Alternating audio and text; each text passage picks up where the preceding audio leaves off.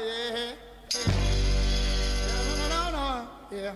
Get your hands in the air, sir. Woo, yeah. Then you will get no hurt, mister. No, no, no. I said yeah. I said yeah. What they say? Don't you hear? I say yeah. This is what they say. Pensou em música independente no Reino Unido, pensou na Rough Trade. Essa loja de discos tem filiais nos dois lados da cidade, em lugares agitadíssimos, em Notting Hill, no oeste, e em Brick Lane, no leste.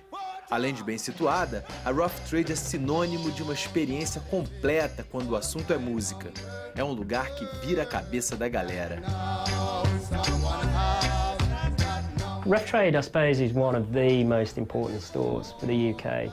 You know, it was born out of the reggae and punk scenes in West London, which weirdly came together.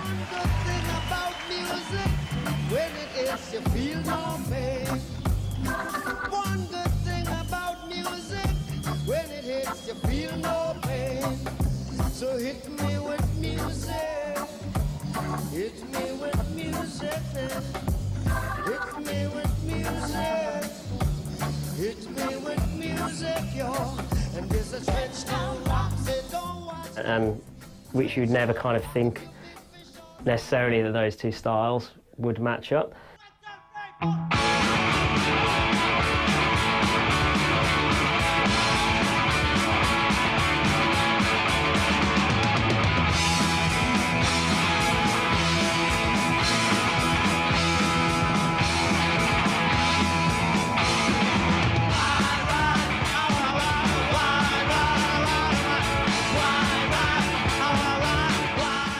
It's outside in music. Punk music was outside in music, I suppose, and reggae music is outside in music as well.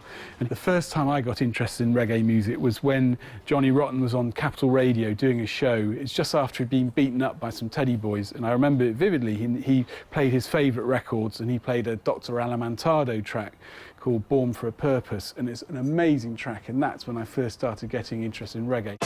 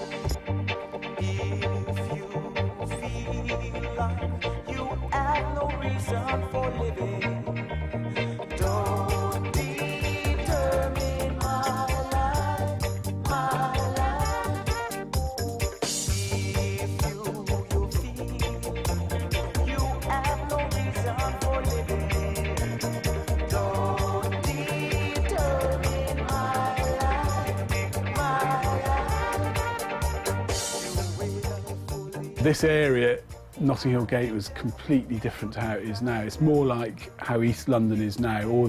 It was a lot more run down. There's lots of artists who live around here, lots of musicians, lots of students. These days, not many people like that can afford to live around here.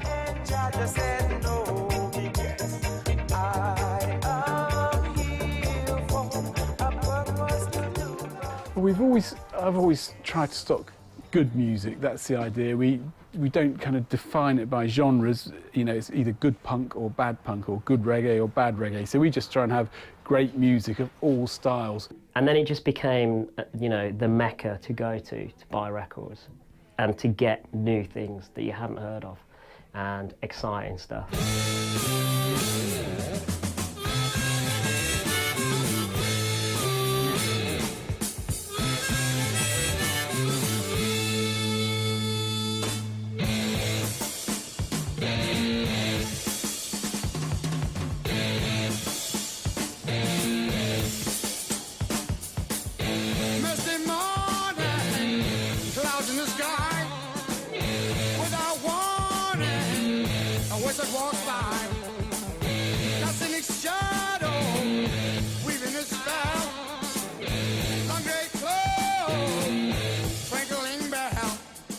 never thought I'd get into jazz from working here, and I'm, you know, big time into it now, so yeah, it's always something for everyone here.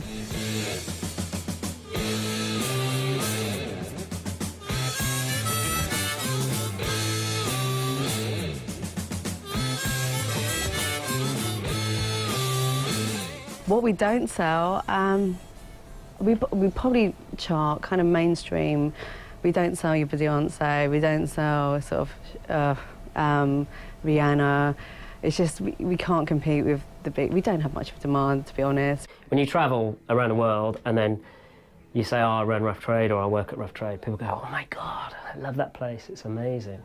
But you don't really think about it when you're here because you're just doing your job. So your job is just to sell a bunch of records and hopefully people go out happy.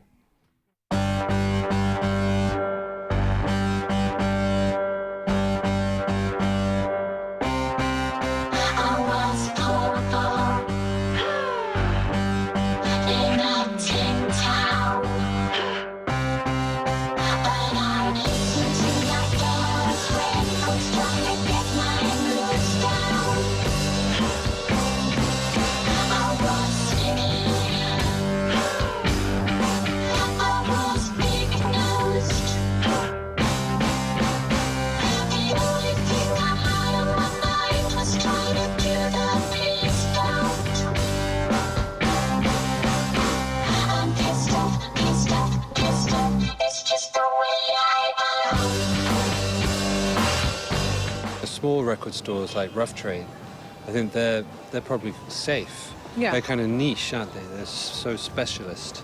They select those album bands. They're not too broad like the bigger chains like HMV. You kind of know there's always going to be a public that wants a record from Rough Trade, I think, you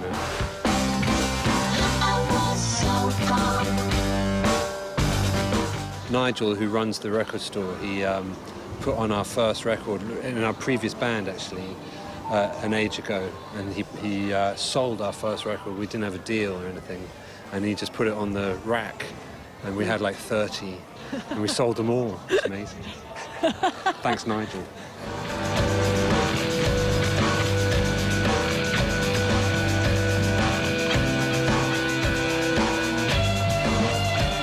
It's hard. You have to lead people.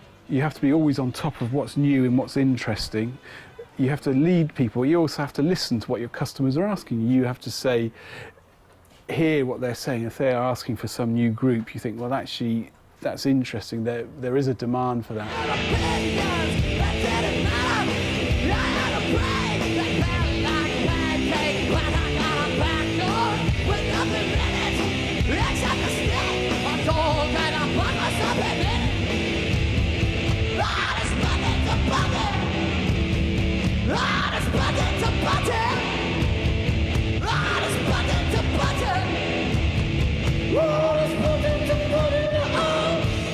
Well, I've been at Rough Trade for 6 years, and within my time it's probably the XX, you know, their debut album, and I think it actually turned out to be the biggest selling album of Rough Trade's history.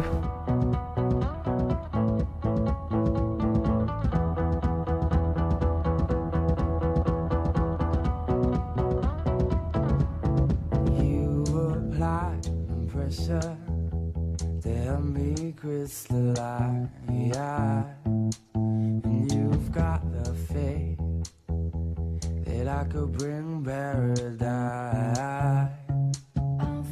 My name is Jay Wilgis Esquire, and I'm in the band Public Service Broadcasting.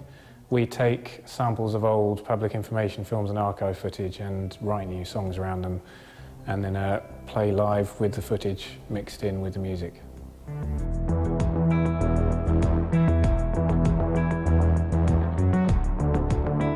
What was really encouraging with the second one, actually, was that as soon as it started to get a bit of radio play, Rough Trade in particular were really quickly onto it and got in touch with us and said, people keep asking us for this, can we have some?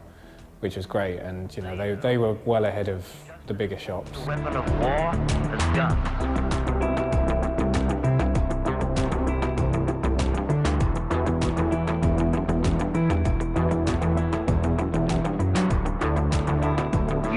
right tool for the job and using it in the right way. That allowed us to sort of sell out of our first batch of vinyl and then produce another one, and we got a physical distribution deal, and then we could go into all the shops around the country. So they were very important in getting the ball rolling for us.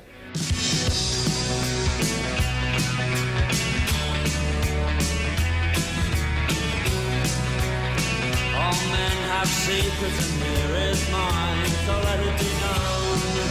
For we have been through hell and high tide, I think I can rely on you. And yet you start to recoil, heavy words are so lightly thrown.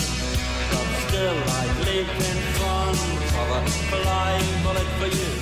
I was a customer in the shop. I went to university in London and I was a customer in the shop, and then I was offered a job in about 1981, I think it was, and the shop was going to be shut, so the three of us who worked in the shop, me and Pete and Jude, we bought the shop from the label, and we had to move from Kensington Park Road, which is just around the corner, to here, which is Talbot Road, and we've been here ever since. No one really leaves Rough Trade. If you interview anyone at Rough Trade, most people have been here for a long time. There are people that have been here for 30 years.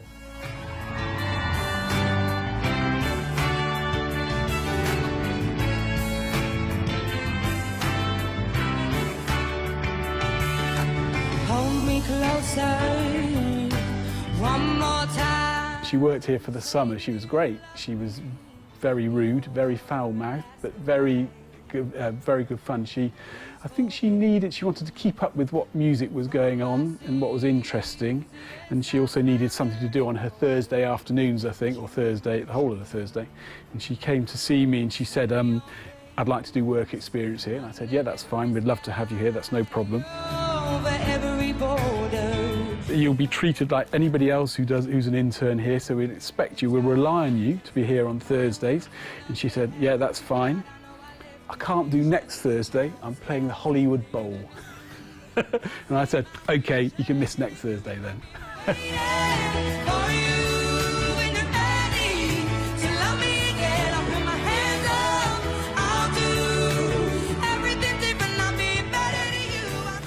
I mean, you don't stay somewhere like this for the money, because you don't get paid a huge amount, but you stay because you love it.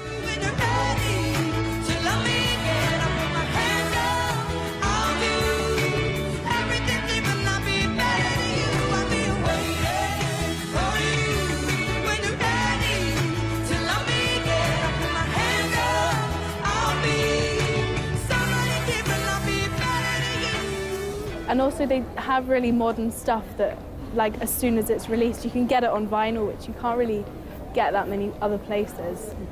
When you really like a band, you want to have pictures of them, obviously, so. Yeah. And it's white. And it's white, it's cool. I really believe that vinyl is the art of music. Like, it totally is. Because you get the whole thing. You get sleeve notes, you get lyrics, you get pictures, and there's so much to take in, while you're listening to it. We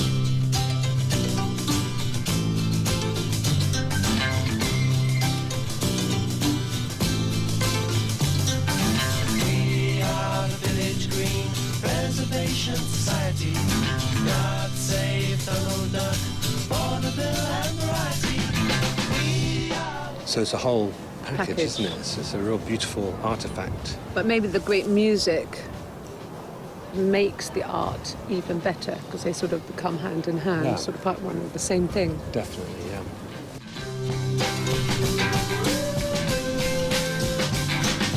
We are the Sherlock Holmes, English-speaking vernacular. God save Fu Manchu, Moriarty and Dracula. We are the office block, persecution affinity. God save the liberal shots, China cups and virginity. We are the skyscraper, condemnation affiliates. God save Tudor houses, anti-table millions. Love in the old ways, from being abused. Protecting. I think it's quite nice in a way, and I also, I think it's quite a good thing that they kind of degenerate slightly as they get older, because in a way that, you know, we do as well. So it's nice that as we get older, they get older, and you can tell just by looking at them and listening to them.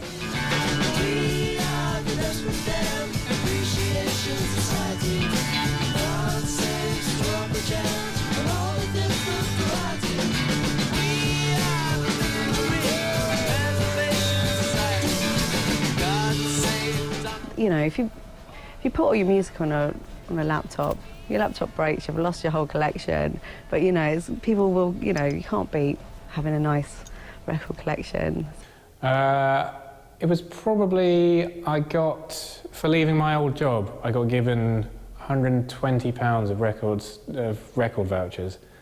So that was probably the best experience. I spent basically half a day in there just going around, you know, slowly deciding what I was going to spend it all on. And because it was kind of free money, it was without the guilt that I normally have if I end up spending that much money. That was probably the best. And that was a Rough Trade East, actually, so that was a while ago.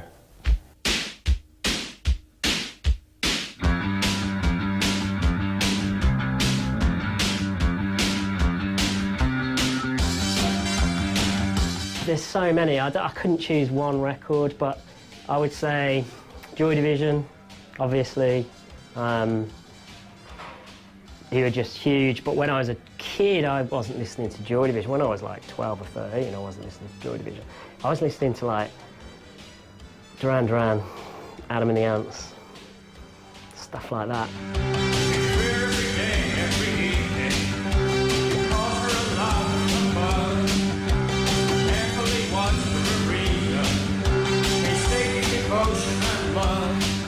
Probably the most influential record as a teenager, being sort of depressed and moody and antisocial, was the Manic Street Preachers, The Holy Bible. I think that was to and from school every day. I think I did that for a whole month, listening to it to school, from school.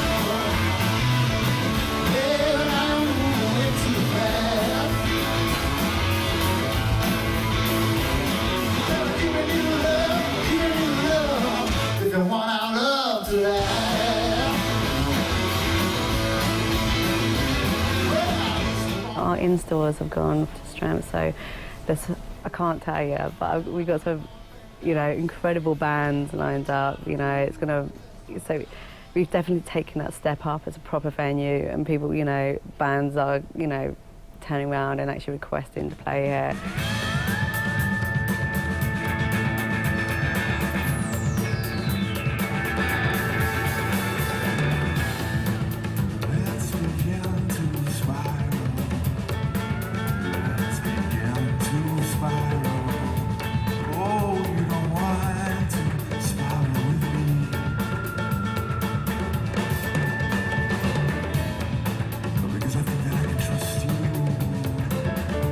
My first gig I did in London after Beginner was at Rough Trade, and 3 months later I'm playing a sold-out show on this Friday night at the South Bank Center on Queen Elizabeth Hall.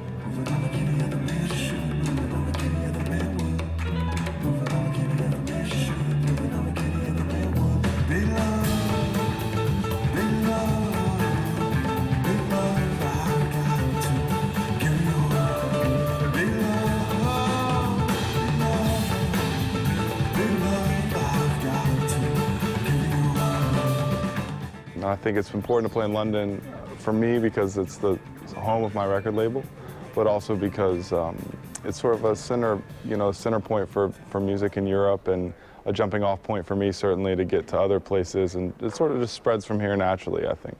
I've got such a short concentration span anyway, I don't think I could work anywhere else. But there's been some highs and definitely a lot of tears over the last few years.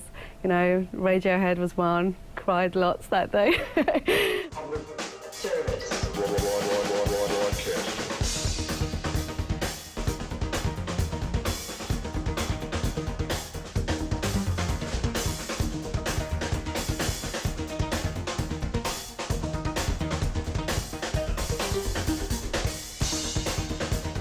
Public service. Public service. Broadcast.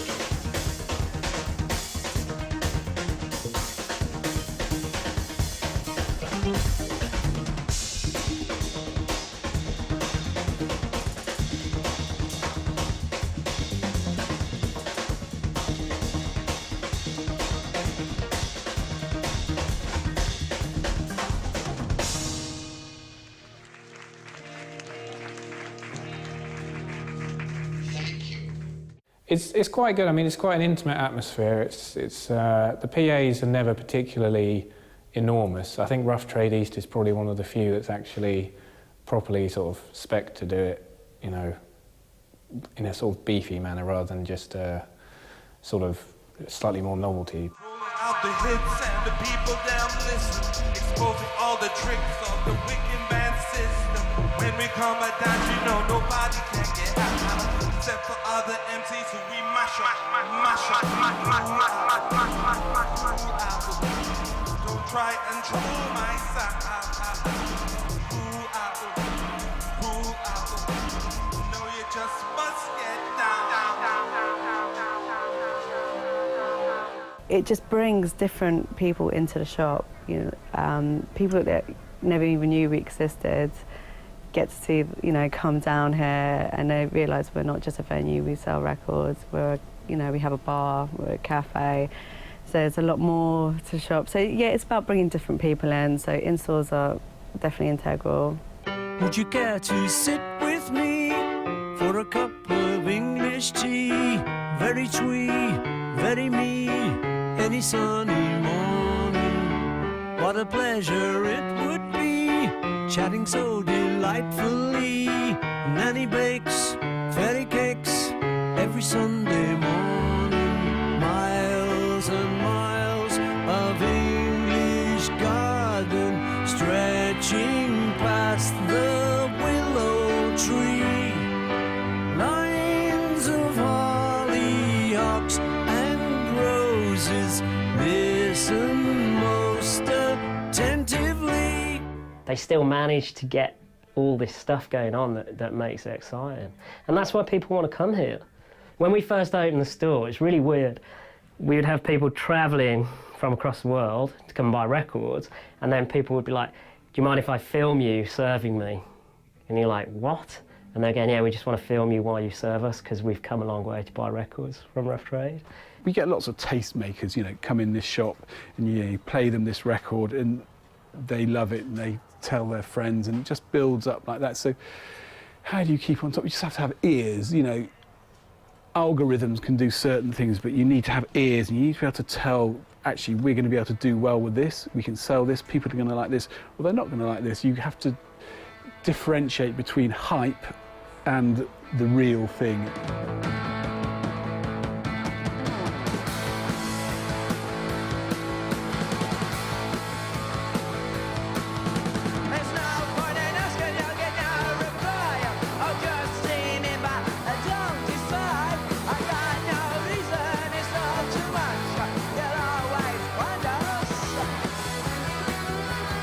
Out